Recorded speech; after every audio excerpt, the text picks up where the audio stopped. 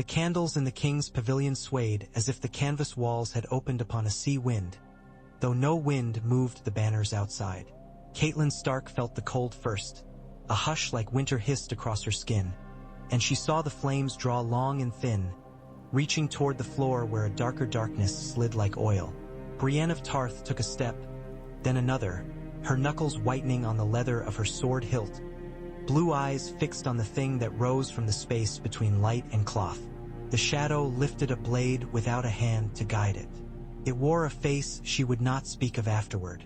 Renly Baratheon laughed when he was unsure, the way boys laugh in the dark to put fear to flight, and he moved without knowing he had done so.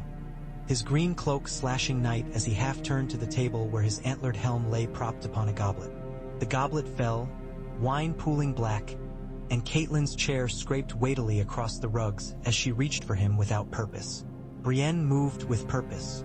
Her blade came down with a shout, steel flashing, and it struck a candelabrum, sending hot wax, sparks, and fire into Renly's face and the shadow's outline. The flame leaped, split, and the thing blew apart like smoke before a bellows. The wind died. There was only the stink of scorched wool and the groan of a man steadying himself with both hands against a table. Brienne knelt beside Renly, breath heaving, and Catelyn tasted iron and could not say whence. A line of blood beaded along Renly's jaw where a candle had spat. It looked almost like a shaving cut. He touched it, stared at his finger, then at the vacant corner where the dark had gathered. "What was that?" he asked, light as summer, though his voice sat high in his throat. He glanced at Catelyn. "Lady Stark, I find I've gone off shadows." "Something sent after you," Catelyn answered, though her mouth wanted to say a brother's face. She watched Brienne's sword, still ringing, and thought of quiet gods in cold forests. Something not natural. Brienne bowed her head as if ashamed to still draw breath. "Your Grace," she said thickly. "It tried to strike you." "It did," Renly murmured, touching his cheek again as if it might be gone upon a second look, "and failed." His gaze lifted to the pavilion roof, the seams and stitches spotted with candle soot. "I have been foolish." "Not foolish," Marjorie Tyrell said. She had come when the hiss began. Catelyn had not marked her until now. How she stood near the entrance with her maid and 2 Reach Knights braced there as if at a door to the sea. She crossed the rug quickly, the roses of her sleeve darkened by shadow yet bright as ever. "Only alive. Praise the Mother, you are alive." She did not touch him, but her eyes did, and Renly's shoulders eased. "Send for Ser Loras," he said, and to Brienne, "and you will not leave my side. If I had 10 of you, Brienne, I would sleep with both eyes closed." She bowed from her knees, awkward and enormous, and did not rise until he had bid her. By the time dawn dismayed the eastern edge of the camp, the pavilion hummed with soft thunder from a dozen voices speaking low and urgent. The green and gold of the Tyrells mixed with the saffron and storm banners, and Catelyn saw the tilt toward something more grave than revel. Renly's men were handsome, his camp was bright, and there had been music every night. But now they gripped hilts and spoke to one another in tight, unmusical words. Loras Tyrell came at a gallop with hair uncombed, helm underarm, and a darkness around his eyes that was not from smoke. He took one look at Renly's cheek and then at Brienne, and his jaw locked. "Who did this?" he demanded, as if it could be found and pierced. "A shadow," Brienne said. "We have enemies," Renly said lightly, but his eyes were not light. Melisandre of Ashai came to mind, and a red faith that takes fire for truth. The Lord of Dragonstone is a parsimonious man. It would suit him to send a blade that eats neither grain nor pay. Loras looked at him with something like horror, and for a moment Catelyn thought the boy would speak Stannis' name aloud and make it real between them. Instead, he turned with a sweep of his cloak. "We should march," he said. "We should not sleep again while we camp against Storm's End. Let it stay closed for 1,000 years, what does it matter? The crown sits upon another hill." Renly stared at the candle where the wax had burned thin. "We march," he said, "at once. No second dawn will find me drowsing in a tent. I have long loved silk and song." he added, looking at Marjorie's hands. "But I shall make my bed tonight on old stone." Marjorie's smile held for him a steadiness rare in a court. "Then we will bring your banners to stone that was built to bear them." Catelyn wanted to step between the words and weigh each for its fever and its chill. She remembered Robert laughter rough with ale, and she remembered Eddard silent as the sea under ice. She thought of Robb and what he had become so quickly, and of Sansa in the claws of lions. She said, "If you mean King's Landing, the lion will strike from the west, and the stags will clash, and the north is a long way from all your quarrels." Renly turned to her, and in that space he seemed every bit a king. Not for his age and charm and feathered banners, but for the way his fear had set and cooled like metal. "I will no longer be foolish," he said. "I will take the city. I will separate boy from mother and sword from hand. The north will have its daughters and the river lords their peace. The thing that crept into my tent came to teach me of haste. The march from Storm's End striped the roads with color. It moved more quickly than Catelyn had believed such a gallery of men and mounts could, and not because the carts were light. The Tyrells brought grain in abundance, barrels of water as big as song, smoked fish and salted beef and kegs of wine that could drown a man who fell into them. Yet the lords of the Reach knew how to move a feast over wintered ground. They slipped past small villages with their lines tight, their outriders vigilant. They did not break into fields with their horses, and they paid for what they took with the smooth coins of Highgarden rather than promises. The Storm Lords rode grim and with eyes sideways toward the sea. Renly rode in the center of his flowered host with Brienne at one knee and Ser Loras at the other, and Catelyn watched him in the intervals between trees and thought how he threw his head back when he laughed so his throat showed pale and vulnerable as a deer's. In King's Landing the air had the taste of tin, the way it did before a storm. Tyrion Lannister sat over a map and chewed thoughtfully on a plum. He had a habit of rolling the pits in his tongue, keeping them as a reminder to spit at the right moment. The map did not change according to his chewing, only to other people's marching, and he hated that most of all about maps, how stubborn they were in the face of wit. He listened to his sister's boots cut across the floor stones and did not look up immediately. "You were warned," Cersei said. She always said that, whether one had been warned or not. "You were told the Stormlands were rising." "And the Reach," Tyrion said. "If we are counting. You think this is a jape. I think I would prefer to be drunk," he said, and pushed the map with one finger. "Where are my alchemists? Where are my chains?" Haleen writes as if wildfire can be born like litters of pups. "It will be ready." Cersei smelled like crimson silks. He did not look up. "And your chains? Are we to drop a necklace on the Blackwater and call it battlecraft? We are to make do with what we have. The city is starving for want of sense. If the Tyrells come with bread, half the gold cloaks will trade their batons for loaves. That is your job, is it not?" she said. "To make them loyal? I prefer to make them obedient," Tyrion said. "Loyalty is for hounds." She moved to the window and stared out at the roofs of Flea Bottom, mottled like a diseased hide. "If Renly takes the city," she said almost to herself, "he will spare his darling. He will spare Sansa. He will parade me through the streets." Her voice clipped the last words into something very small. Tyrion spit a pit at last into a little dish. "He will do what is convenient. You should not comfort yourself with ideas of gallantry. It is like sleeping on a bed of knives because the handles gleam." "Would you kill a boy?" she asked, and he did not have to ask which boy. Tyrion felt the familiar ache between his brows that meant his body would like to rest but his mind refused. He thought of Joffrey's mouth curling when he gave an order that cost a child her father. "I would do what I must to save myself and those who are mine," he said. "I am learning that is all that any of us will do." He spent his afternoon among the alchemists, in their sour stone halls. Haleen the pyromancer showed him a little green flame, kitten tame in a saucer. It burned cold, though it blistered skin all the same. "We could sink a fleet with this," Haleen promised, and Tyrion smiled and said pleasant things and thought of the chain whose last links had not yet been fastened. He walked back to the Red Keep with a guard of Sellswords who smelled like sleep and stale wine and tried to remember how many gold cloaks Jacelyn Bywater had purged at his insistence. Not enough. Never enough. Varys came to him at dusk, soft as smoke. "The storm has slipped its leash," he said politely, as if delivering a tray with something covered. "You have intelligence from the road?" Tyrion asked. "Does not everyone?" Varys's artistry lay in hinting that he had only the same information as any fishmonger, while making one feel grateful for being told a fish had bones. "The banners move with haste.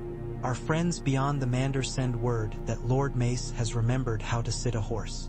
Ser Loras is the petal and the thorn. Oh, and Lord Renly is very much alive." Tyrion looked up, just to enjoy the small surprise in Varys's voice. "You doubted him?" "I did not doubt the will of the night," Varys said. "I doubted the obedience of Candlewicks. The little things make such contrary allies." He folded his hands. "There are those within the city who would smile upon a green rose more than any golden lion." "Are there?" Tyrion said. "Would you like to name them, so I might predict who will not be stabbed in their beds tonight?" Varys smiled, which meant no. "I wished only to note that the small folk would very much like an end to hunger. The bakeries are empty. It speaks to the imagination. An empty bakery, in a way a ledger never will." Tyrion thought of burning bread. He thought of wildfire poured upon ships made of barrels and rope and hope. "Let their imagination be fed with smoke," he said. And then, because his imagination did not care for heroic ends, he said, "No. See which captains will take coin in exchange for blindness when the time comes. We will need eyes closed as well as open." That night the Hound walked the walls, and the torches threw his shadow across stone. Sandor Clegane moved with a certain weariness now that the small council loved war again, and he was beginning to grow sick of men who loved war. He could be bought, yes, and he was very good at killing other people's enemies for other people's sake. But he preferred a straight order, a clear street, a door to boot in and a face to cut. Wars were never straight, and he did not like the way the air smelled of pitch and the river's gossip. He thought half the city wanted to slip down to the Blackwater and float away like bark. If he had had a boat, he might have done. He saw the first Tyrell outriders before the bells did. They were far off, near the outcropping of the King's Gate Road. So distant they looked like a ribbon of ants, but too ordered for ants. He leaned his forearms upon the merlin and watched, the rough stone against scarred skin. He listened to the night and the breathing of men and knew he would not sleep again for a while. He would not be the one to cry out. He preferred the moment when everyone else understood what he'd known already, so he could watch their faces change. Renly's host arrived with banners rolled and then unfurled at a stroke, so that it felt like the land itself had sprouted color. Catelyn had never seen so many green fields ride out from under men. The golds were bright as morning, the whites cool as milk, and the storm stags pranced on 100 shields. They did not lay siege, not in the old style. Instead they drew a bright ring like a garland about the city, not too tight to rip but tight enough to chafe. Renly had no wish to starve the small folk. He spoke of taking the city quickly, of opening the granaries of Highgarden. He spoke as if the keys already hung on his belt. The mood in his camp rose like steam from a bath. Mace Tyrell strutted, laughed, and pointed his baton at the walls. Randall Tarley stood like an arrow he had loosed and was still watching fly, and Mathis Rowan wrote neat lists of which streets to secure first. Olenna of House Tyrell sat in a tent that smelled like lavender and old anger. She had no patience for pomp, even her own, which was why so many pompous men trusted her. She took Marjorie's hand when the girl came in and looked down at their fingers as if reading a fortune coiled there. "You will be a queen of clockwork unless we break the clock," she said. "Grandmother," Marjorie said, with that patience she reserved for barbed words, "we have all the weights and none of the springs." Olenna's glance hopped to the tent flap. "The springs sit inside the city. The fat spider will sell you their names at the price of your hair. Better we find our own." She tapped a fan against her knees. "When the moment comes, there will be doors that were made to open. Have you spoken to your Lord of Storms about mercy? He speaks of it himself. Marjorie said, almost surprised at how true it was. He says the city is not his enemy. The city doesn't know that, said Olenna. Make it know. Bread first, then bomb. Brienne slept on the floor outside Renly's tent with her back against the central pole and her sword unbelted across her knees. She had slept more soundly in cold watchtowers as a child, and more poorly in halls where men measured her mockingly with their eyes and laughter, but she did not sleep well this week. She dreamed candles lifting like spears and shadows turning like fish. When she woke this time, it was to Loras's voice. He has to ride the line tomorrow, Loras was saying somewhere above her. They have to see him. He has to be seen. They will see him, Renly answered. They will see me whether I ride or sleep. You make a spectacle of me even when I piss. Brienne's eyes opened to the underside of a table. The wood stained a little darker where wine had crawled into it. She worked feeling back into her fingers and rose in a smooth crouch. Loras stood at Renly's shoulder, impatient, beautiful, angry. Brienne knew angry. She wore it like a tabard sometimes. She did not know what it was to be beautiful and angry. It seemed an extravagance. Tomorrow, Loras said, we will put green upon their walls. Tomorrow, Renly said, we will put cake upon their plates. He saw Brienne. And you, my lady, will you sew my standard to your cloak and stand upon the bridge and let arrows sing to you? I will stand wherever you stand, she said. He watched her for a breath. Then we will stand where we must, he said. He turned to Loras. And we will not be foolish. Tyrion was not foolish either, only desperate. He sat with Jacelyn Bywater and the captains who had not yet sold their eyes, and he scraped the map with a knife as if he could cut pieces of the city away and feed them to the enemy to sate them. The King's Gate, he said, and the Mud Gate and the Gate of the Gods. The gods are rarely helpful in such matters. We have men on the walls. We have men in the streets. We will have fire on the water. We will have a chain if the smiths would remember they have hands. You might also have friends among the gold cloaks who are not yours, Bywater said without apology. His rank had given him that luxury. Coin clinks loudly in the night. I know, Tyrion said. We will make our coin clink louder. The trick with bribery is to make the second bribe used to behead the first bribe. People enjoy a certain moral symmetry in these matters. Varys, who had drifted in the door during the word coin, drew closer with a step too soft to call a step. Some men wish to be on the winning side no matter what coin you offer. They wake wishing it and they sleep whispering it. They have a sense for weather. Today they smell roses.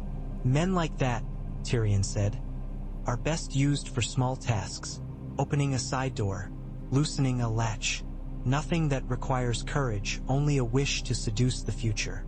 Find them, set them to work. He did not sleep. He went down at last to the room where Sansa Stark prayed, only to stand outside the door with his forehead against the wood. The Seven had never listened to him. If they started now, he would suspect a jest. He left her there with her whispering and her small, composed hands. He told a guard to bring her bread. He told himself that Renly would not kill a girl for pretty vengeance, and a part of him answered that he had never relied on the parts of men that liked to be seen doing good. The morning of the assault came as quietly as rain, an overcast stretch of sky like old wool. Renly's men turned out with blooms on their helmets and steel in their fists. The Tyrells arrayed themselves as if for tourney but with less laughter. Trumpets did not blare. Drums did not thunder. It was almost gentle, the way the green mass flowed toward the GA. Tes in 3 currents. The King's Gate would be tested, first and hardest. Randyll Tarly looked at it as at any other target and drew a precise line in the air with his gauntlet finger. Bows here, pavises here, he said with that efficient disrespect he wore like a ring. Ladders will follow, if the gates do not open. If, Loras demanded. If, Tarly said, and did not spare him more. If the city chooses sense, we will walk. They did not walk. They sent forward thick bundles of straw wet with river water, and shields big as doors. The first flight of arrows rattled like hail upon a roof. Men fell. Men always fell. Catelyn watched from a low rise where the ground turned stubborn beneath wild grasses. She did not look for faces. She had learned not to. Renly rode in front of the Stormlanders, his mantle a waver of green, and Brienne beside him, a tower carved from bone and muscle. It seemed to Catelyn then that Renly had learned in the night the trick his brother never had, the trick of deepening without darkening. He lifted his sword and his voice at once. "Open," he called. Strange king to ask before demanding. "Open to your own." Inside the city, Tyrion stood on the wall walk with a half-helm and a feeling that he might vomit into it. The gold cloaks on this stretch looked right enough. Dull, sleepy men happy to sweat. He jostled by them and spat over the parapet instead. The reins of the city were not in his hands anymore. They lay in dirty alleys and under tables in dim taverns where men who called themselves brothers whispered. He had set kettle blacks to this and that and thought himself clever. He looked down at the green sea, at those banners and the men between them, then up to the red keep where Cersei would be gathering Joffrey with a silk rope about his throat in place of a kiss. Sound built upon itself. Hammering, calling, the shiver of 1,000 metal mouths. He glanced to his left. Varys folded a handkerchief precisely. "Now," he murmured, as if the city could hear him. "Now, now, now." A horn blew, not from without but within. It was low, as if embarrassed. It sounded again, somewhere at the base of the King's Gate. Tyrion's heart skittered like a rat in a cupboard. He looked down and saw a cluster of gold cloaks surging at the inside of the gatehouse, too many, and then a leaping figure in green within them like a sprig in mud. For a breath he thought it Loras. But the man moved a little heavier, with a fighter's economy rather than a dancer's flourish. Garland Tyrell, disguised better than any singer could do with a ballad, had spent a week in the city in a gold cloak's livery. Varys had mentioned hatchways. The Queen of Thorns had mentioned doors that wanted to open. Now the gate wanted it very much. The bar lifted. It lifted because 3 men broke their shoulders against it while 2 more died bleeding on the floor, and because a 6th held back the captain with a promise and a knife. The portcullis rattled. It rose not 12 inches before a jam, but 12 inches is a wide place in a hungry city. Renets slipped through first, then men in heavy mail, flattening themselves like singers in a mask and widening the gap with a pry bar and private prayer. The portcullis inched upward with the screams of old iron. A man lost 3 fingers and laughed, a hiccup of madness that looked like joy. The first of Renly's men poured through, a stream swelling to river. Tyrion turned to Bywater, who had come at a run. "Seal the inner yard," he said, not because it would hold long but because commanded men held longer than ordered men. "If we can make them leap from bucket to bucket, the water cools. Send 100 to the mud gate. We will hold there better." He did not wait to see if it was done. He was already moving. On the ground, the heat of people hit like a hearth. Brienne felt it in her throat and armpits and hands. She waited rather than ran. There was no room for running. Her sword's edge kissed a latch and a face and an arm, and her shoulders took a blow from a falling man. She was there to block, to push, to make a passage in the clog of bodies so Renly could ride where his standard demanded. Whoever had opened the gate had done it, and done it well. Now it had to be worth the open wound it made in the city's skin. Renly rode, and the storm stag on his banner leaped against the red keep like a beast across a fire. He did not grin. His mouth was a thin line. He had asked for the gate to open. He would be what he had asked for. Mace Tyrell on his right shouted something about feasts, about wine that would sweeten the gutters. Renly heard only Brienne's breath and the clash of iron and a small, private rhythm at the back of his skull that might have been his own pulse. It thudded, not with fear now but with a kind of clarity he had never had at a tourney. Tourneys were easy. They were true without being honest. Cities were honest without any truth. Sansa Stark watched from a blind corner in a corridor that smelled of polish and long-closed windows. She had learned all the hidden hallways now, the ones that men built so they could escape other men. She listened to feet and voices and felt herself lighten with the knowledge that someone else would decide the day. It was a hateful relief. She made herself think of her father's face when he told her to be brave and of her mother's hands when she braided Arya's hair. She had learned to wear her face like one of her Septa's shawls, arranged across her feelings so no one would see the stain or the tear. Today, she did not trust herself to arrange it properly. She wished for Arya not because Arya was brave but because Arya would not mind being seen afraid. She went toward the royal apartments because that was where people would be who could be saved. That was a thing she had told herself in the night when sleep would not come. Some people could be saved. She did not yet know how to recognize them. The Hound found her instead, turning the corner with his ugly face poorly masked by iron. He stopped, as surprised as if he had met a gutter full of kittens. "Little bird," he said, "back in your cage. Are you here to keep me in it?" she asked. She could not stop strange words when fear was hungry. "I'm here for my orders," he said. "Sometimes I obey and sometimes I do not." He watched her. "If the city falls, where will you fly?" She did not answer because she did not have an answer. He made the decision for her, which was a relief she would hate later. "This way," he said and moved. And she moved with him through a palace that had learned the trick of being two palaces at once. The one guests saw and the one behind its mirrors, where servants and secrets went to breathe. They reached the queen and the king at last, and Cersei's hair shone like a threat. Joffrey's mouth was a thin pink line like a cut in sugar. He looked not like a king but like a boy who had been told he must be a king.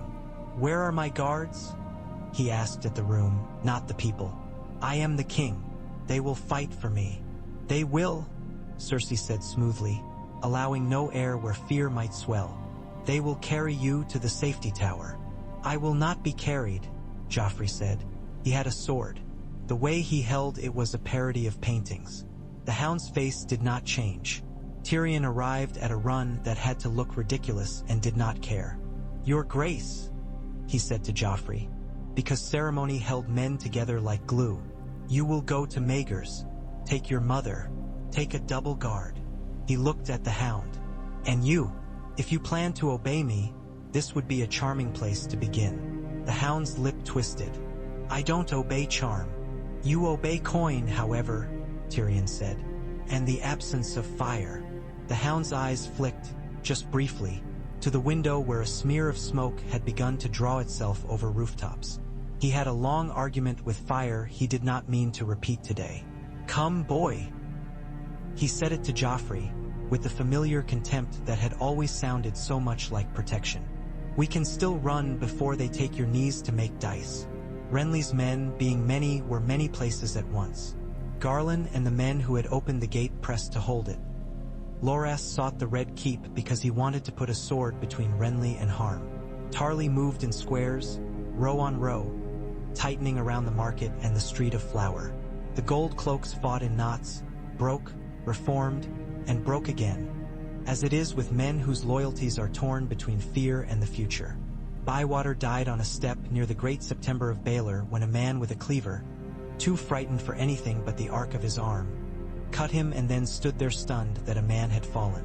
The September steps were soon greasy with someone's hope. Renly reached the Red Keep's outer yard with Brienne's green cloak brushing his boot, and then the world became very small indeed. A circle of men, a gate, the weight of the keep above, and the sudden appearance of Loras, helm off and hair wild, his eyes like blue fire.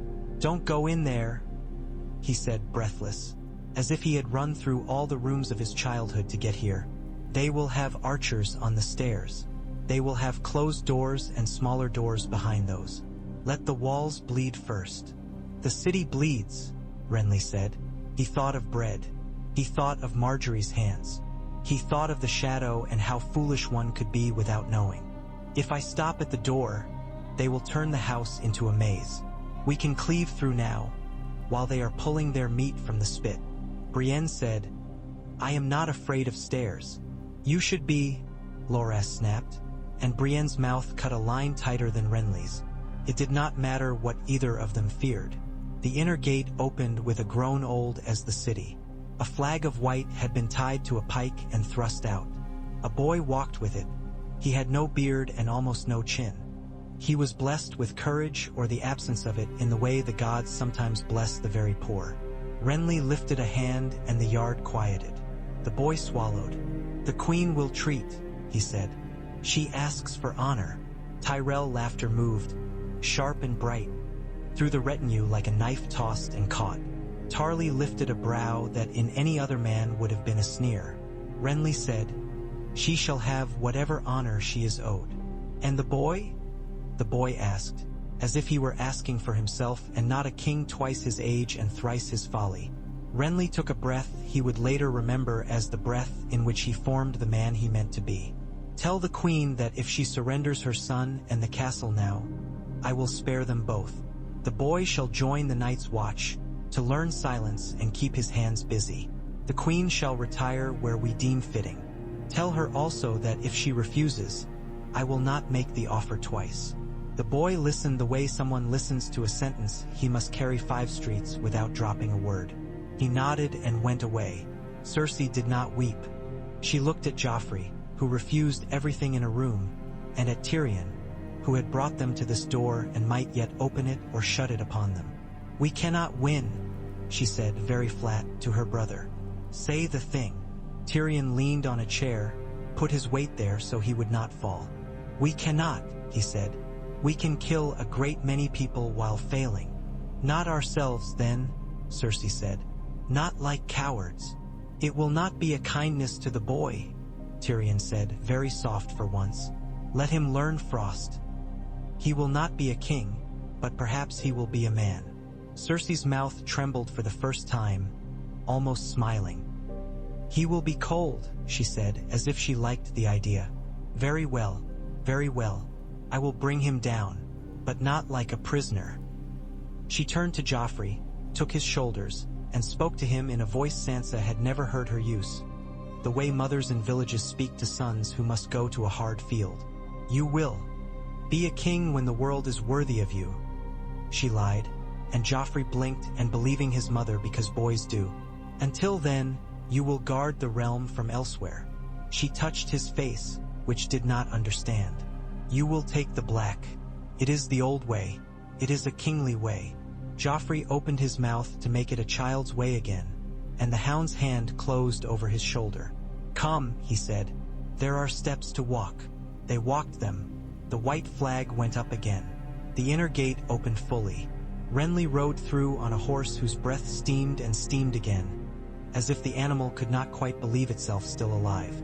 The Red Keep accepted him the way the sea accepts a man, with indifference that looks like embrace and can be both at once. He dismounted, took off his helm, and stood in the stone heart of the city he had risked his own for. The hall where the Iron Throne sat had always looked to Catelyn like an invention meant to frighten children. It looked to Renly like a chair made of brittle lies. He did not sit in it. He stood before it while Cersei Lannister walked down from the dais at a measured pace, Joffrey a half-step behind her and the hound behind him. Tyrion limped at their side, looking as if his head pained him and his heart ached in polite counterpoint. "Your Grace," Renly said, because that title had a minute and a half left to it. "You surrender?" Cersei's smile was the sort that cuts lemon and leaves the taste in the air. "I recognize that men with bread have come," she said. "I will not spill the blood of people I may yet have to rule." "Your son will take the black," Renly said. It was not a question. Cersei tilted her head. "It is an old custom to send inconvenient kings to the wall. It is good to bow to custom." Joffrey stared at Renly with blank loathing. He did not understand anything that had happened. He would understand the wall, perhaps. It had simple rules. He wet his lip. Renly looked at him and thought of boys and how easily they are missed and how quickly they rot when not seen properly. "You will have good company," he said. "You will cut your hair. You will learn to stand your watch. You will learn bitter truths that do not kill when swallowed slowly." Joffrey did not answer. The hound shifted behind him with the small noise of a large man adjusting the weight of his choices. Tyrion lifted his chin. "Mercy and bread," he said. "Begin with those." The city did not love Renly that day. Cities do not love in a day. They were relieved and suspicious and suddenly hungry in a different way. But they ate that night. The gates that had been closed to grain wagons opened, and Highgarden's kegs rolled through streets that were used to rolling blood. Bread went first to the bakeries, Olenna's order, Marjorie's insistence, and the ovens took to flame with the sound of gratitude. If there were guards at those doors, they watched and did not take too much. Renly put Mace on the spit of ceremony and kept Randyll Tarly like a knife on a table, useful near the hand. He gave the watch 2 captains where once there had been 1. He sent Cersei to a tower with women she could not buy and respect she could not spend. He sent Joffrey out in a black cloak at night with a small party. The Hound went with them and did not return. Later, there would be tales that all the boys there were killed, that Joffrey was smuggled onto a ship by a mother's desperate friend, that the Hound cut down 2 men who tried to prevent the vows being spoken. In truth, Joffrey reached the wall months later with his hair shorn ragged and a look in his eyes like glass. Truth never travels as quickly as rumor, and rumor ran that night through the city's veins like wine. Renly, when he at last sat in the hall, chose a chair at the table below the throne. He had always looked better among cushions than upon stone. He called a council. Marjorie sat with him. She wore no crown because he did not yet.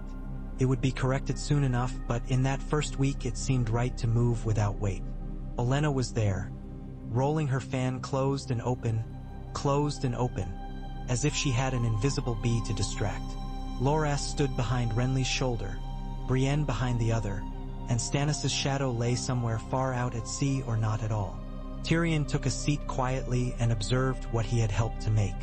Varys drifted into his usual corner and sniffed the air for new currents. Littlefinger, who had vanished at the smell of change, returned with eyebrows arched and a smile small enough to be called humility.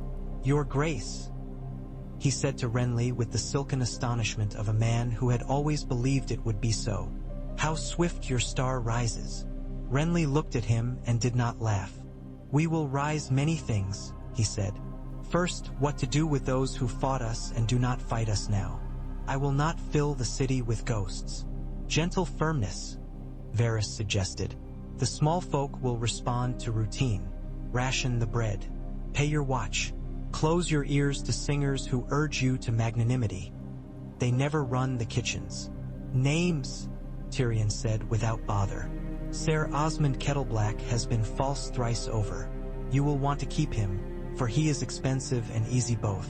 Janos Slynt is gone to the wall. Sensible habit to continue. Jacelyn Bywater is dead. The watch will need a spine." "Ser Garland," Renly said, and Garland looked surprised and then amused. "For the watch," Renly added. "They could use a man who knows how to wear another man's cloak." Garland had the grace to laugh before he agreed. Mace Tyrell puffed like a cask tapped too early. "My son," he said, "is too valuable to waste upon the gutters." "Then we will raise the gutters," Olenna said. "Stop whining, Mace. It makes your jowls quiver." News arrived as it always does, in clumps. Robb Stark had taken a Lannister host near the fords, winning a victory too neat to be mere luck. Tywin had withdrawn to Harrenhal with a scratch and the dignity of an old lion saving his hide for some final, necessary roar. Walder Frey grumbled, as he was born grumbling, and the twins were not a place anyone wanted to linger. More darkly, the Ironborn had moved on the western coast, a sly quick strike while everyone watched banners on land. One of Balon's sons had taken a prize he did not know hot enough to hold, and that would matter because hot things burn foolish hands. Renly took these pieces into his head and arranged them like tiles. He could see patterns and he liked that. They soothed him, but he also liked people and that made patterns smear.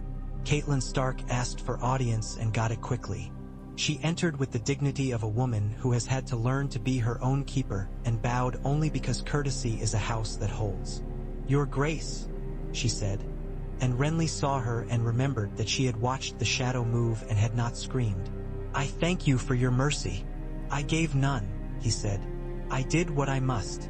Mercy and prudence have the same face, from certain angles."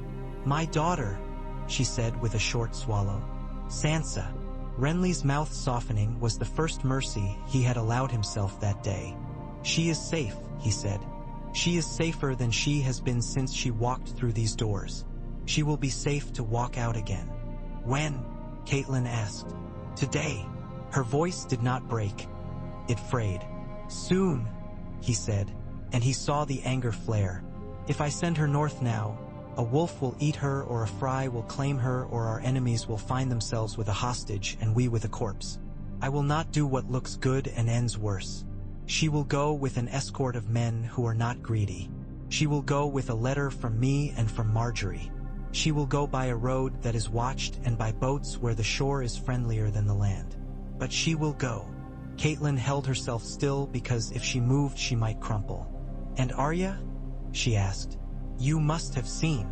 "We have not," Renly said, and for once his charm deserted him, leaving only honesty.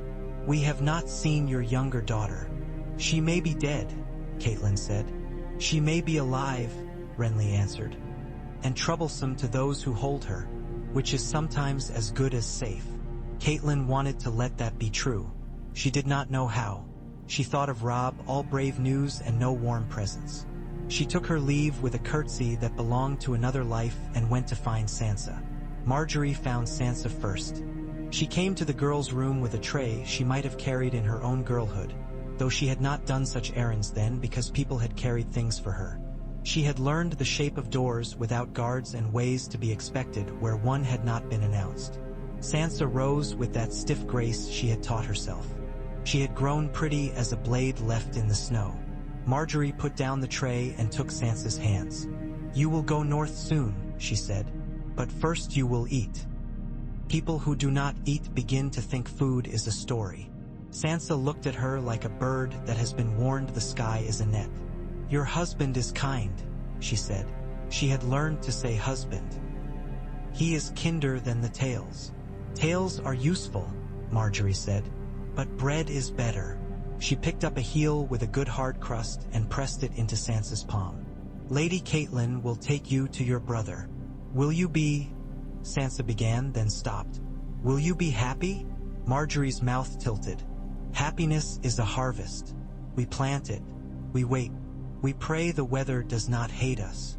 Sansa laughed then, unexpectedly, and the sound broke through the room like spring water. Marjorie was good at finding those levers in people. She left Sansa with a pat to her fingers and a note to take later to Catelyn that would mean bread somewhere between here and there if things went wrong. Renly's crown was forged and placed upon him without the heart of a conquest. He had not burnt down the September nor drowned the city in blood. Such things impressed certain kinds of men. But the sight of him in gold and black, the stag grim and magnificent, and Marjorie at his side, her face lit with that careful brightness that could shame a candle, pleased too many to be dismissed. He knelt, and a ribbon of priests of different colors hedged him, and he rose, and it did not feel like a stone had been set upon his neck. It felt like a key slipped into a lock and turned, and the door moved whether he liked it or not. He called the realm to a peace that did not trust itself, on parchment that smelled of ink and the hands of scribes who believed in nothing but script. He sent letters, grants, promises that were as hard as he could make them, and as soft as the world would allow. He promised the Riverlands restitution. He promised the North their captives and their dead counted with names rather than numbers. He promised the Iron Throne would not reach into every pocket by habit and that war would not be waged by whim. He promised too much perhaps, but promises were the mortar for times such as this. He sent to Robb Stark with the honesty he had found when the shadow had failed him. Robb's answer rode south wrapped in a wolf pelt with the smell of pine upon it. It was courteous and stern. He would not bend the knee, not yet. Not while the West was a claw about his throat and the North bled from thieves who called themselves kings of rocks. He offered truce, safe passage, separate spheres. He wanted his sisters. He wanted a world that would leave him to winter. Renly read it and looked up at Tyrion, who was there because Tyrion was always where letters concerned themselves with honesty. "Can we have him without taking him?" Renly asked. "You can have anyone that way," Tyrion said. "You simply must decide if you can live with two kings. You cannot, by the way. But we can decide which king sits at which table." "Let him keep his table," Renly said slowly. "For now." If I were to spend blood to take his fealty, I vow. LD lose what I purchased the city with. You purchased the city with the promise that you would not ask for too much at once, Tyrion said. People will like you for a while, then they will hate you a little. It is the way of mornings and afternoons. Evenings? Renly asked. Evenings, Tyrion said, are for truths that have been earned. Evening brought a fleet's shadow to the mouth of the Blackwater. Stannis Baratheon had learned that the city had fallen not to him and had not changed course. If he had, he would not have been Stannis. He had boats enough to look like a forest had decided to float. He had Davos Seaworth's eyes upon the tides and Salador San's laugh upon the wind. He had Melisandre's god behind him, or she had him behind her. He had a claim that was hard as winter. He had less bread than Renly and less song than the Tyrells and less patience than the river can endure. He came because he must. Davos had tried to persuade him, not away from war but into another shape of it. Their walls are fed your grace, he had said, and their gates well-oiled. The city will not be taken in an afternoon, and the men within have not bled each other white as you once hoped. Stannis had looked at him without blinking. A wrong is not a stone that can be kicked into the water to see it sink, he said. It is a nail we must pull, no matter how it squeals. Davos could argue with men, but he could not argue with their nails. He made the fleet ready and thought of his sons. He wondered if the Red Woman dreamed of candles long and thin like the ones that had laughed at her in a green camp. He did not ask. Renly stood on the tower where the wind liked to test king's cloaks and watched sails dot the horizon like winter birds. I thought he would, he said, not unhappily. He turned to Tyrion. Your wildfire. We have it, Tyrion said. We do not have what I wanted to have. We have enough to frighten. I do not know if we have enough to destroy. We do not need to destroy, Renly said. He thought again of mercy, of prudence, of their twin faces. We need to hold and to make holding cost more than it returns. Randyll Tarly took the river like a ledger. He placed barges where bridges should be and men where water was less easily loved. He arrayed archers along the wharf and had them practice until dusk with silent signals. Garland set the watch to the walls as if pegs on a board.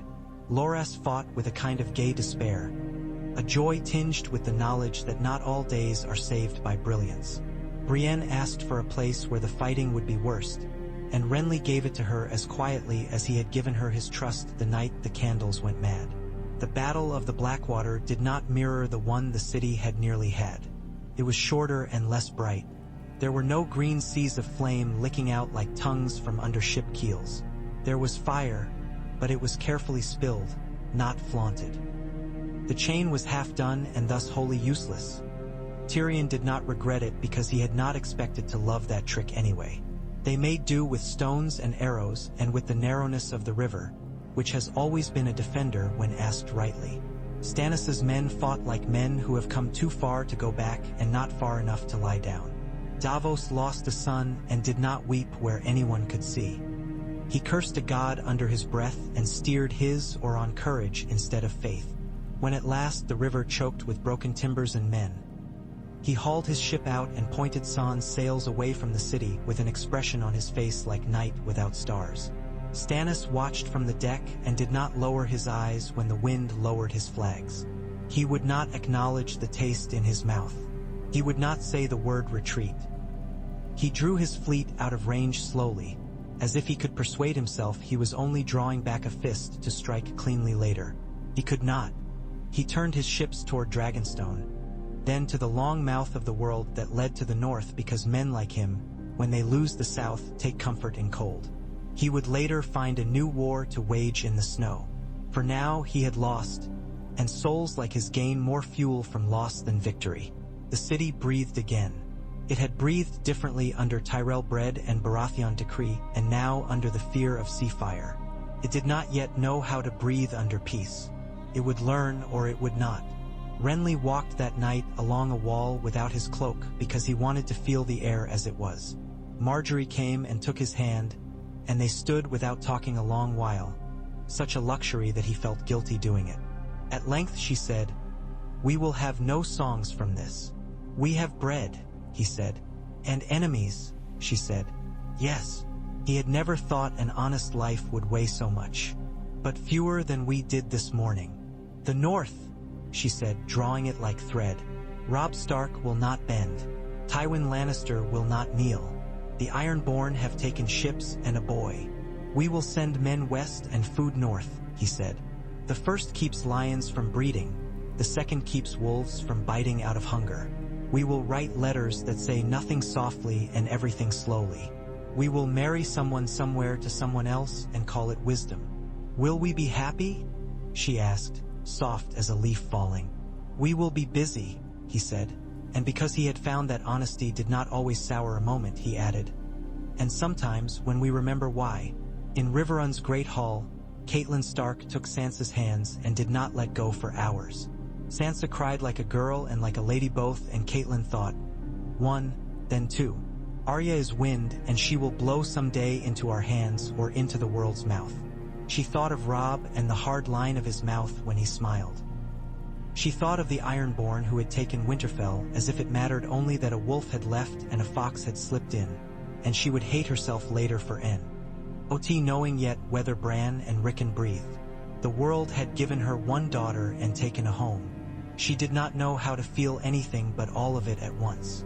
Tywin Lannister sat among the black stone bones of Harrenhal and looked like a piece of it that had decided to think.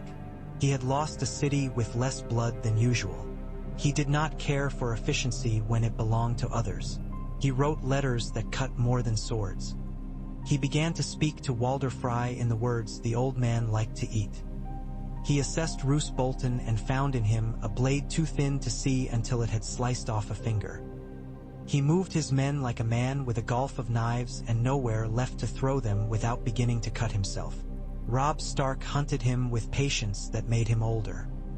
He did not know yet of his cousin's eyes at a wedding, of songs that would curdle the Riverlands. In this arrangement of the world, with Renly in King's Landing and Tyrells feeding the capital, the river ran a different course. Tywin had not the bread to buy a massacre.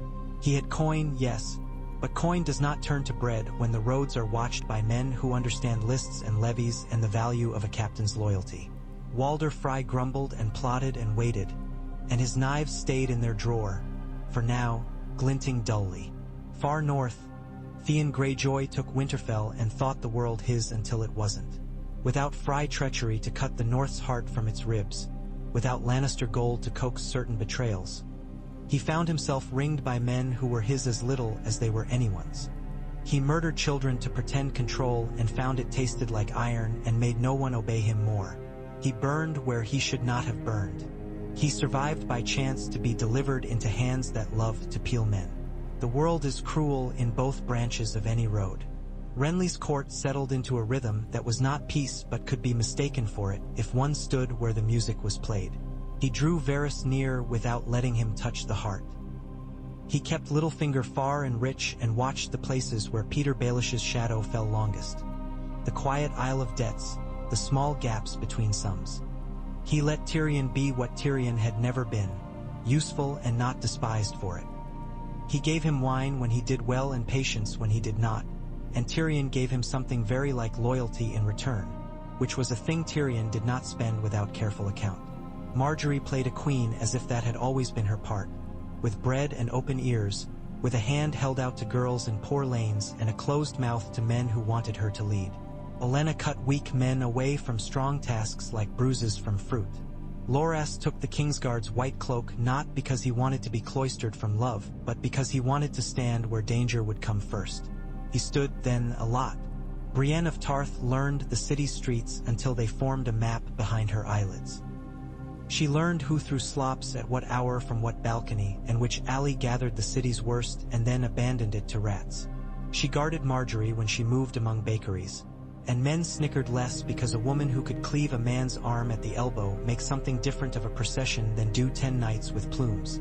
Men might swallow insult for a king. They will choke on it for a woman they hope might pity them. Brienne had no pity to give, only fairness, and that turned out to be more easily saved than pity. One night a raven came from the wall. It did not speak of Joffrey. It spoke of dead men walking in snow, of eyes like winter stars, of the old stories that lift the hair on your arms when you hear them by firelight.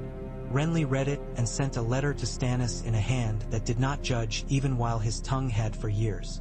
He wrote, "If there is a war you wish to wage that I wish to win also, choose this one." He sent grain north, not because he believed in tales, but because he understood winters. He sent men to the western shores as well, to harry the Ironborn and retake Moat Cailin with a patience the world would call dull. Dull saves lives. Dull lays rails. Stannis did not write back. He marched, as he would have, into snow with a face set against a wind none could see. In this season of the world, he would become a hard story told around harder fires. Renly understood that not all men could be saved. Not to safety nor to sense. He had spent too long playing at kings with ribbons to lack realism now. Years do not pass in wars. They accumulate. The realm, under Flower and Stag, grew used to smaller hungers than it had known. The Reach prospered. Old Town's grey maesters rolled their chains and sent new young men to the city to put numbers to promises and water to the wells. The river lords found their waters less choked by war wagons and more by mud, which was preferable. The North bled slow, then healed slower. Robb Stark signed a paper one autumn that made peace not by naming it, because names frighten men who have to explain them to their vassals, but by listing roads and watchers and markets. Renly signed it too.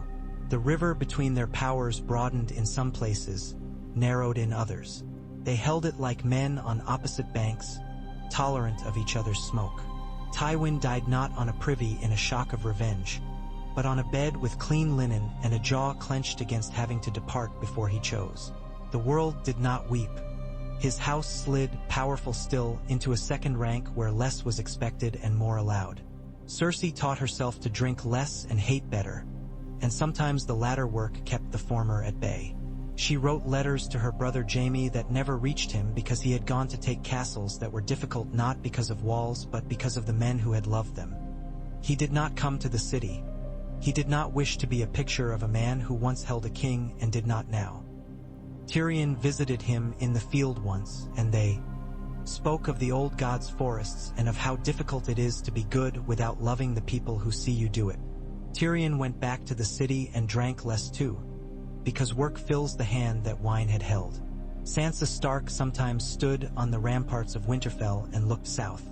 She had learned to put away girlhood with as much care as one puts away a dress one will never wear again. She listened to maesters and to women who had borne 7 children and 5 winters and lived. She learned how to tell a man who has learned to be cruel from one who has found it easier than decent work. When the first northern winter blew down from the snows that never melt, she walked the yards with a basket of dried apples and did not snatch her hand back when rough men touched her sleeve with remorse they weren't used to feeling. She thought sometimes of Marjorie, and of bread, and of how queens can be queens without crowns. She prayed for Arya in a voice that had grown lower, stronger, and told no one that sometimes she prayed for the boy who had become a man on the wall because it seemed an insult to their dead not to wish for everyone to learn. Renly and Marjorie had children who would never know the taste of starving city bread. They had a daughter who loved the sound of horses, and a son who liked numbers too much for a boy everyone expected to like swords. They looked like each other in small ways, a way of tilting the head, a quick bite to the lower lip when thinking hard. Renly told them stories that began, "When I was foolish," and ended with the words, "And then I listened." He took them sometimes to the bakeries and had them served behind the counters until their arms ached. He did this not because he was a good man by nature, but because he had learned that good happens only when practiced like an instrument. One summer a shadow folded itself at the base of a column in the great hall and tried to rise. It did not look like a man. It looked like a mistake. Brienne felt the room go cold as if a door had opened tonight and she was there in 5 steps. 6, blade out, sharp and sure. Her sword passed through it, of course it did. How else? And it broke, the way froth breaks on a rock, in silence with shame. Renly was in the room. He had a petition open in one hand and an apple in the other. He did not stop chewing. He only looked at Brienne and at the place where the darkness had tried to collect itself, and then at Davos Seaworth, who had come south at last with a hat in his hand and a letter about ice that did not melt. "Your brother is stubborn," Renly said to Davos. It might have been a prayer. And so are others. Aye, Davos said. And so is death in some weather. Renly stood and tossed the apple core to a boy who had learned to stand near kings and not be noticed until called.